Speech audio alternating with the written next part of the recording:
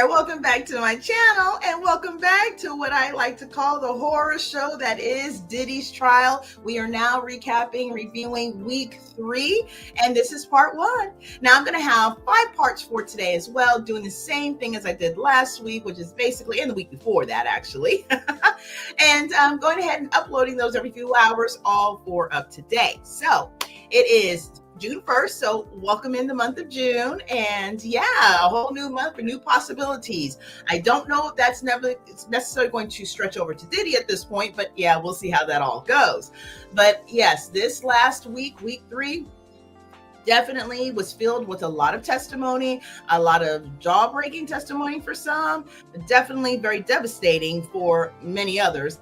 And yeah, we've got to listen to assistants, and we've got to listen to law enforcement, the fire department, and apparently not only was the violence that was shared in testimony inside the courtroom took place, well, there apparently was some maybe violence by words, all alleged, I guess, that happened outside the courthouse. Did you know about that? Did you hear about that?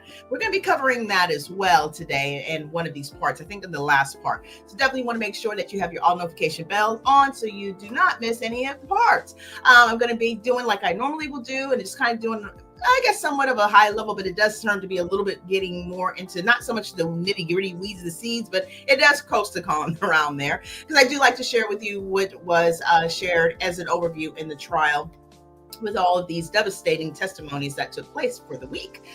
So, you know, of course, we could not have any other week review at this point that it seems like without, you know, a little bit of a jarring for 50 Cent. So yeah, we got him here this week as well.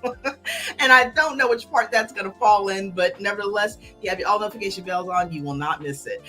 So yeah, apparently the week kicked off as what we should all expect, a request for a mistrial. That's right, a request for a mistrial, because none of this stuff out here that's been said should be, you know, allowed, and it's not true.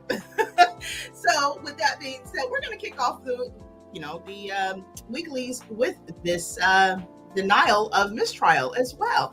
So let's go ahead and get into it, because we've got a lot to cover today, and we don't want to miss a beat, right? So let's go ahead and get into it. Now, this particular sharing is coming to us by way of Extra TV, and it shares: Judge denies Diddy's lawyer's request for a mistrial. Now, Sean Diddy Combs' lawyers moved for a mistrial, I believe, on the previous Wednesday, but Judge Aaron Subramanian denied the request. People magazine reports the request was made after prosecutors asked Los Angeles Fire Department arson investigator Lance Jimenez about evidence related to the bombing of Kid Cudi, aka Scott Miscudi's car. Now, Jimenez was asked if the fingerprint evidence related to the case was destroyed and who would have authorized it to be destroyed.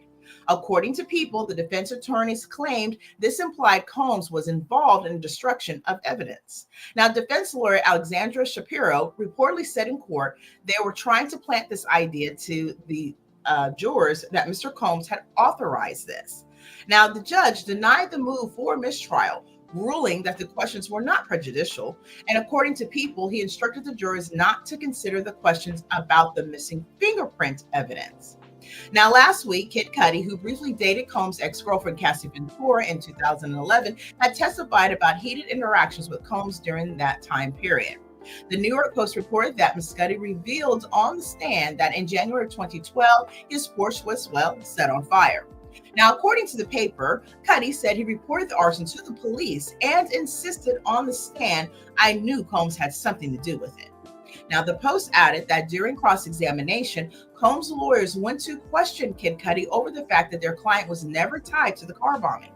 Now, Cudi confirmed, "I didn't hear any follow-up about the fingerprints or anything." So now the lawyer asked, "There is no eyewitnesses that puts Combs at your house, true?" Well, Cudi replied, "No, yeah." So the attorney continued, "You don't have any information anyone affiliated with Combs was on or around your property?" Well, the artist replied, "No." So Diddy has denied all charges against him, entering a not guilty plea on 5 counts, including racketeering, conspiracy, as trafficking, and transportation to engage in, well, activities at night that is usually illegal, and starts with a P.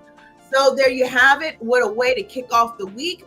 requesting a mistrial so we can stop right now what's going on, because from what I hear from some aspects, it's kind of like a massacre at this point.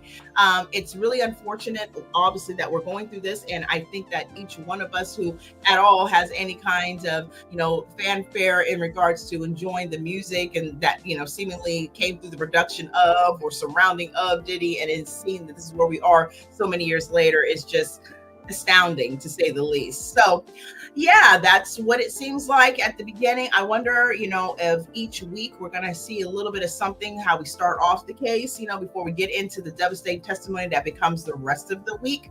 So that's typically how things have been kind of, playing out in court in the beginning. Of course, is trying to fight through the evidence, see what will be, what they can potentially not keep in. And right now, it seems like we're still going all systems a go-go. So yeah, that did not work. But hey, they're doing what they need to do, to see, to fight as hard as they can for their respective clients, whichever side that you're on. So yeah, with that, I think I'm going to basically wrap up this part one. It's a short one, right? Because it really wasn't a whole lot other than just the denial of the mistrial. And I would definitely love to know your thoughts. So definitely leave those respectfully down below. Like I said, we got a few more parts to go. So definitely make sure you have your all notification bells on and come on back, because we're going to be getting right into part two. And I believe part two is going to be a bit of now the wrap up as a whole of the week, some of the high points, the key moments of the week, right? So definitely come back for that. Definitely going to want to know your thoughts, especially in the comment section for that as well. And of course, as we know, this is such a sensitive subject, but I just appreciate, any kind of commentary that is, obviously respectful and sensitive to others, and just sharing your thoughts on what you think, how the trial is going thus far. If you are following it, what do you think? Have you changed your mind about anything? Are you questioning anything? Feel free to share those down below. I would love to know where you're at and how you're gauging this as we go from week to week to week. So yeah, with that, I am going to bid you do. Definitely, if you are new here and you haven't hit the subscribe button, make sure you hit the subscribe button. Yes, and be part of the family, because I would so love to have you.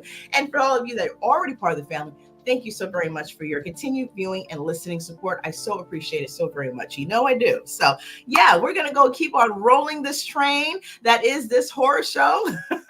So with that, I'm going to bid you do. I will see you here in a little bit. Bye.